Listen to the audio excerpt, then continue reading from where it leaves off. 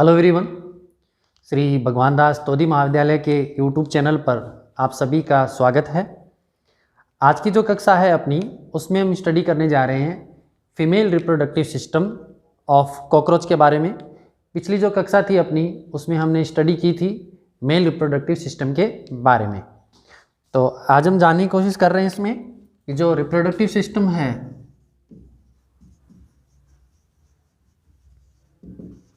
Reproductive system of पेरिप्लेनेटा Americana या फिर cockroach के बारे में। पिछली जो कक्षा थी उसमें हमने स्टडी की थी जो इसका मेल रिप्रोडक्टिव सिस्टम है उसके बारे में, और आज हम जानने की कोशिश कर रहे हैं इसमें इसका फीमेल रिप्रोडक्टिव सिस्टम कैसा होता है और उस फीमेल रिप्रोडक्टिव सिस्टम के अलावा इसके अंदर किस तरीके से डेवलपमेंट होता है। तो फीमेल जो रिप्रोडक्टिव सिस्टम है उसमें हमने पहले भी बात की थी कि एनल सिराई यहाँ पर एब्सेंट होते हैं और एब्डोमेन के अंदर यहाँ पर 7 सेगमेंट मौजूद होते हैं, और इसमें छोटी आकृति के मतलब स्मॉल साइज के विंग्स यहाँ पर मौजूद होते हैं। तो उसी प्रकार जिस तरीके से हमने मेल रिप्रोडक्टिव सिस्टम के बारे में पढ़ा था, हमने आउटर स्ट्रक्चर बनाई थी एब्डोमेन की, वैसे ही आउटर स्ट्रक्चर बना लेते हैं हम फीमेल के एब्डोमेन की। यहाँ पर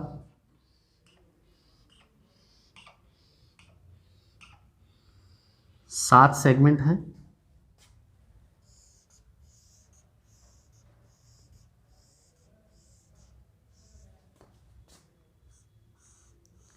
और जैसा कि आप देख रहे हैं इसमें कि इसका जो अंतिम सिरा है एब्डोमेन का वो ब्लंट टाइप में है, जबकि मेल का जो अंतिम सिरा है एब्डोमेन का वो नुकीला होता है। ठीक है,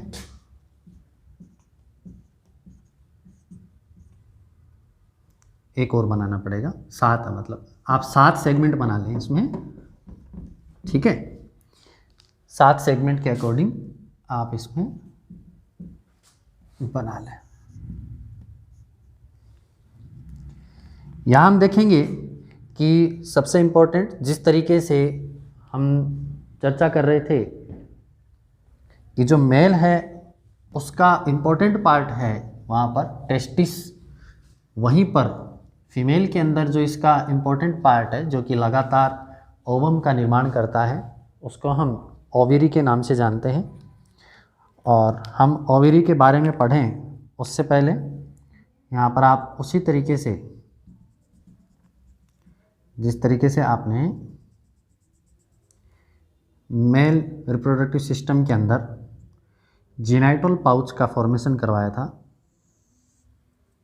उसी प्रकार यहाँ पर एक जीनाइटल पाउच का फॉर्मेशन करवाएं, और फिर इसके ऊपर की तरफ डायरेक्ट जो जुड़ी हुई संरचना के रूप में है, सीधी जुड़ी हुई संरचना के रूप में यहाँ पर ओविडक्ट मौजूद है।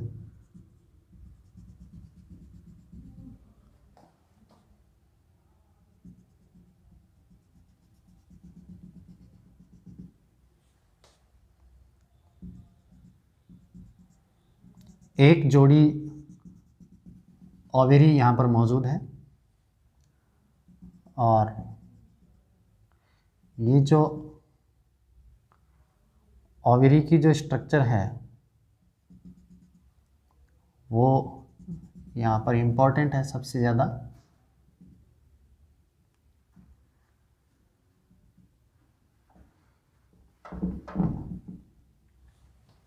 इसको मैं एक बार मिटा देता हूँ ऊपर से।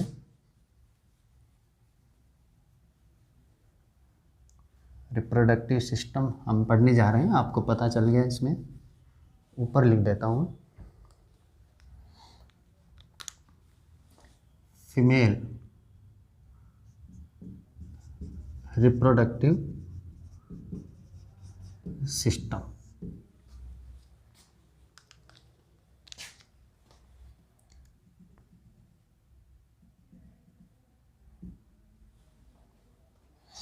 आप सेगमेंट भी थोड़े से बड़े बना लें यहाँ पर। देखो सबसे इम्पोर्टेंट चीज़ जो है इसमें वो है यहाँ पर ओवेरी। ओवेरी की जो स्ट्रक्चर है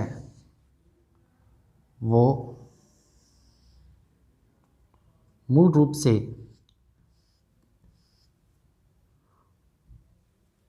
पत्तीनुमा तथा फूली हुई स्ट्रक्चर के रूप में यहाँ पर मौजूद है। और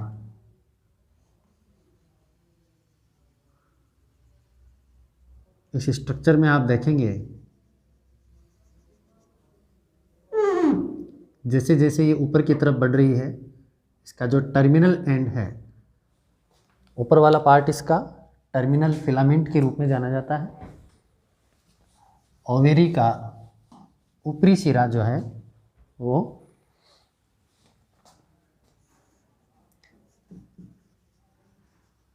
टर्मिनल फिलामेंट के रूप में मौजूद होता है। और बीच वाला ये जो सिरा है इसको हम कहते हैं जर्मेरियम, और लास्ट का ये जो सिरा है उसको हम कहते हैं वाइटेलेरियम। ये जो वाइटेलेरियम वाली जो स्ट्रक्चर है इसके अंदर इस तरीके से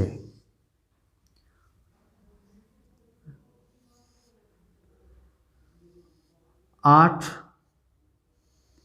ट्यूब्यूल्स मौजूद होती हैं।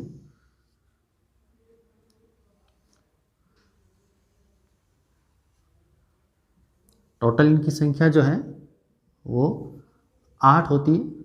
आपको डायग्राम में भले ही कम दिखे यहाँ पर।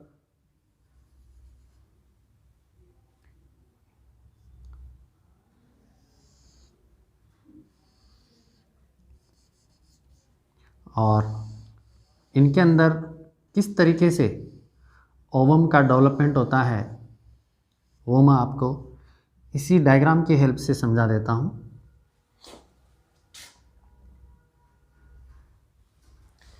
ये जैसे ऊपरी जो सिरा है इसका जर्मेरियम जो है, इस जर्मेरियम और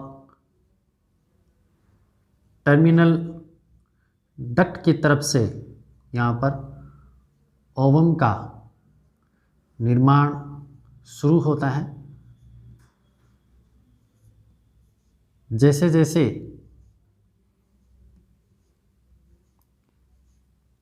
हम वाइटेलेरियम की तरफ बढ़ते हैं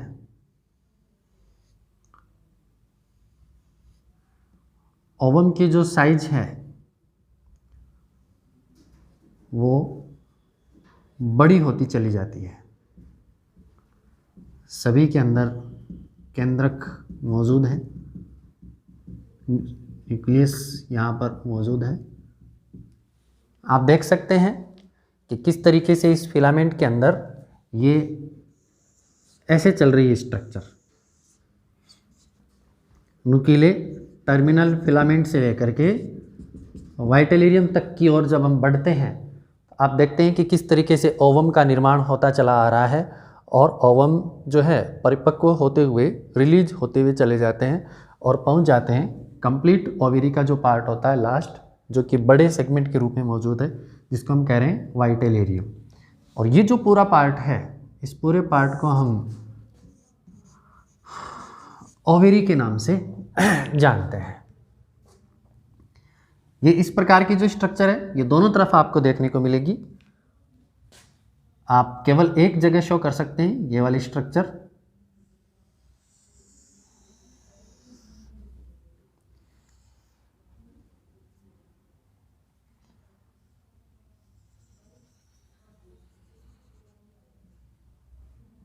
नुकीला एंड है ऊपर की तरफ।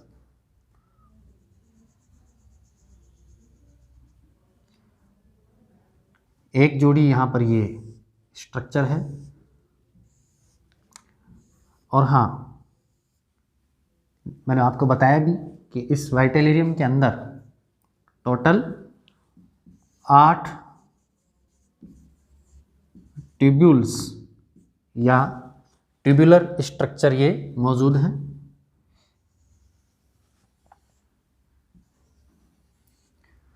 यहाँ पर लगातार ओवम का निर्माण होता है और उन ओवम को डाल दिया जाता है कहाँ पर, ओविडक्ट के अंदर। तो ये वाली जो स्ट्रक्चर है दोनों तरफ मौजूद है, यहाँ पर ओवेरी के दोनों तरफ मौजूद एक नलिकानुमा यहाँ पर संरचना मौजूद है, जो क्या कर रही है, जो मैच्योर ओवम है उन ओवम को एक्सेप्ट करने का कार्य कर रही है। और दोनों जो ओविडक्ट है, एक जोड़ी ओविडक्ट यहाँ पर मौजूद है और दोनों ओविडक्ट क्या होंगी, यहाँ पर एक कॉमन ओविडक्ट के रूप में खुलती है। इनकी यहाँ पर चौड़ाई है खूब, कॉमन ओविडक्ट के रूप में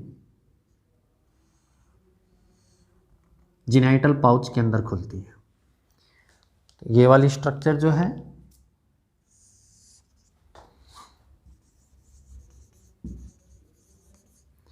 कॉमन ओविडक्ट के रूप में जानी जा रही है। इस कॉमन ओविडक्ट के अंदर यहाँ पर एक और संरचना मौजूद होती है, आप देखेंगे इस तरीके की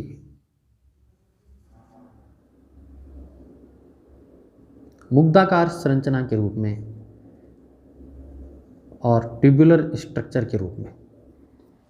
ये संरचना किस नाम से जानी जा रही है, स्पर्मेटिका, या फिर इसको कहते हैं रिसेप्टिक्युला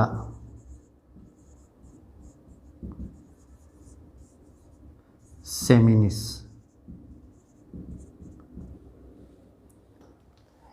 इसकी दो ब्रांच होती हैं रिसेप्टिक्युला सेमिनिस की। एक तो होती है ब्लंट टाइप मुग्धाकार, ठीक है, जो आप ये यहाँ पर देख रहे हैं ऊपर की तरफ, और दूसरी जो होती है वो होती है नलिकाकार। हम ये कह सकते हैं कि रिसेप्टिक्युला सेमिनिस जो है वो ट्यूबुलर और ब्लंट सिरे के रूप में मौजूद होती है। और कहाँ मौजूद होती है, कॉमन ओविडक्ट के अंदर की तरफ।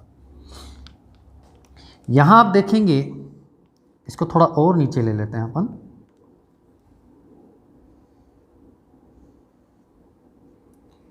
ये जो संरचना है यहाँ पर जिस तरीके से मेल के अंदर ये मेल जीनाइटल अपर्चर के रूप में मौजूद थी, यहाँ पर फीमेल जीनाइटल अपर्चर के रूप में मौजूद होती है। और ये जो हमने पहले बनाया था जीनाइटल पाउच, यहाँ पर इस जीनाइटल पाउच को आप इस तरीके से बना सकते हैं।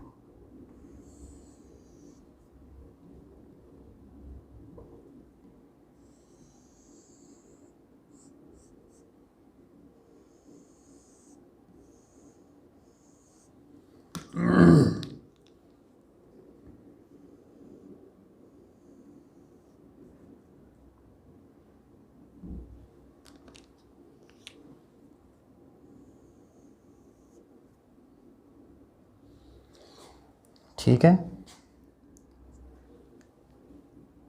ये है जीनाइटल पाउच।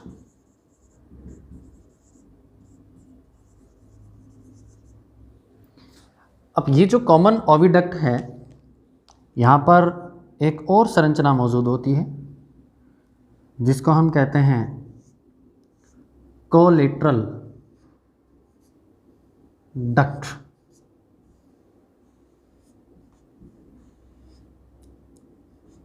इस डक्ट को आप देखेंगे, ये ब्रांच्ड स्ट्रक्चर के रूप में मौजूद है और इसकी संख्या भी यहाँ पर दो है, लेफ्ट और राइट के रूप में, लेकिन लेफ्ट की तुलना में राइट वाली जो स्ट्रक्चर है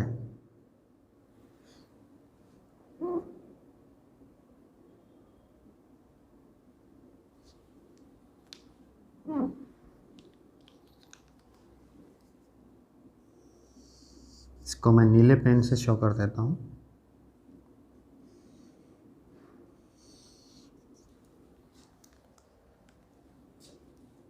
ये ए सिमिलर ब्रांच है, यहाँ पर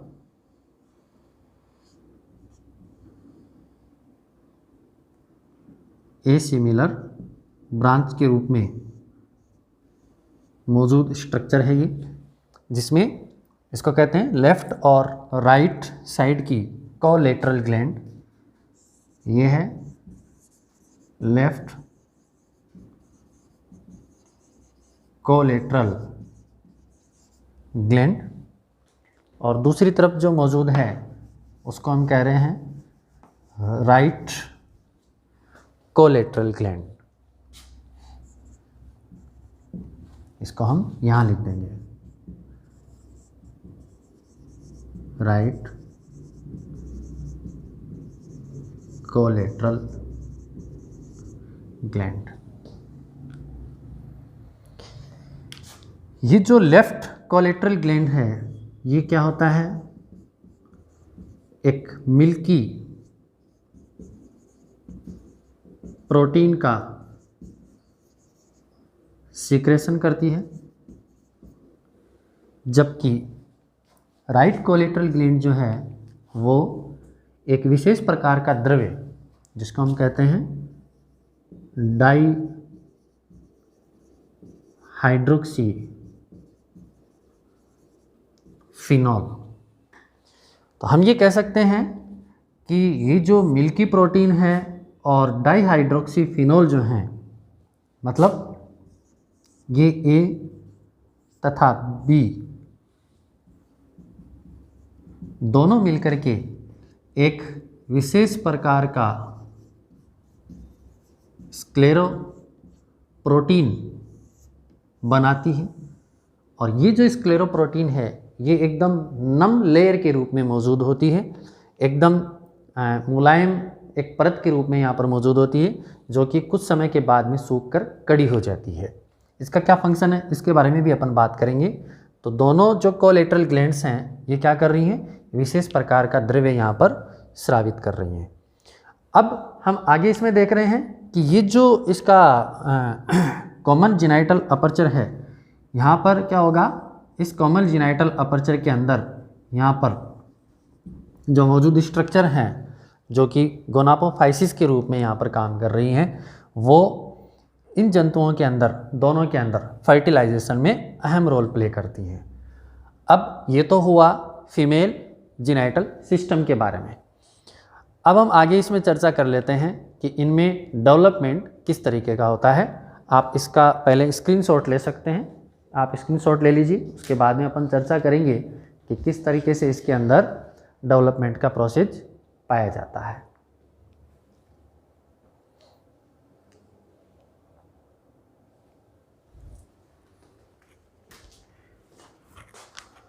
यहाँ पर हम पढ़ने जा रहे हैं आगे कि दोनों जंतु जो हैं उनके अंदर डेवलपमेंट का जो प्रोसीजर है वो किस तरीके का देखने को मिलता है। हम यहाँ देखेंगे कि इन जंतुओं के अंदर मार्च, यहाँ हम पढ़ रहे हैं डेवलपमेंट,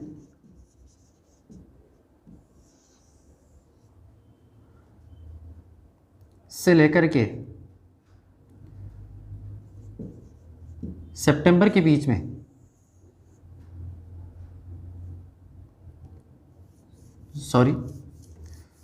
इनके अंदर ज़्यादातर जो है वो सितंबर के अंदर ही देखने को मिलता है जो डेवलपमेंट का प्रोसीजर है। यहाँ पर ये जंतु क्या करते हैं, एक विशेष प्रकार का फेरोमोन रिलीज करते हैं जिससे कि नर जो है वो इनकी तरफ आकर्षित होता है और आकर्षित होने के बाद में इनके अंदर कॉपुलेशन का प्रोसेस पाया जाता है। हम ये कहेंगे कि इनके अंदर जो कोर्टशिप बिहेवियर है, उस कोर्टशिप बिहेवियर के दौरान इनके अंदर कॉपुलेशन का प्रोसेस यहाँ पर डेवलप होता है और उस कॉपुलेशन की प्रक्रिया को जो है हम कहेंगे कि फर्टिलाइजेशन की प्रक्रिया कॉपुलेशन के दौरान संपन्न होती है। उसमें जो मेल है वो फेलोमियर्स की सहायता से इसके गोनापोफाइसिस को ओपन करता है और ओपन करने के बाद यहाँ पर क्या होगा, स्पर्मेथिका का फॉर्मेशन होगा। स्पर्मेथिका का फॉर्मेशन होगा, सॉरी स्पर्मेटोफोर का फॉर्मेशन होगा। ये जो स्पर्मेटोफोर है इसके अंदर क्या होगा कि 3 प्रकार की लेयर होती हैं। इस तरीके से ये एक ट्यूबुलर स्ट्रक्चर है जिसमें स्पर्मेटोजोआ मौजूद हैं, जो कि इनर लेयर,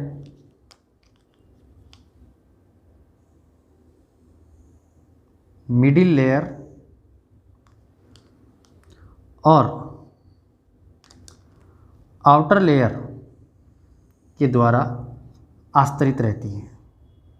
और ये है इसकी ओपनिंग। यहाँ पर देखेंगे हम स्पर्मेटोजोआ यहाँ पर मौजूद है।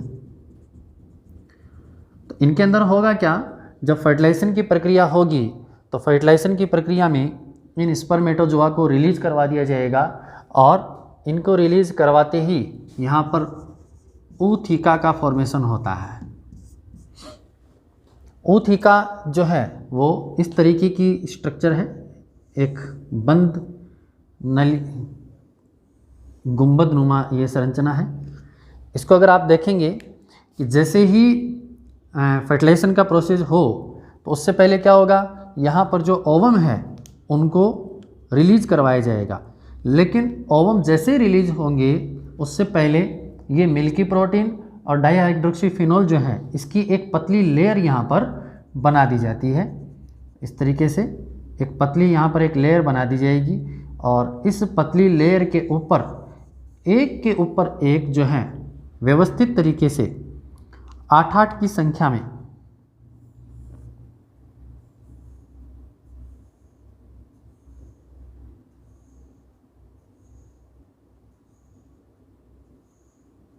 यहाँ पर क्या होगा, देखो 8 की संख्या में नंबर में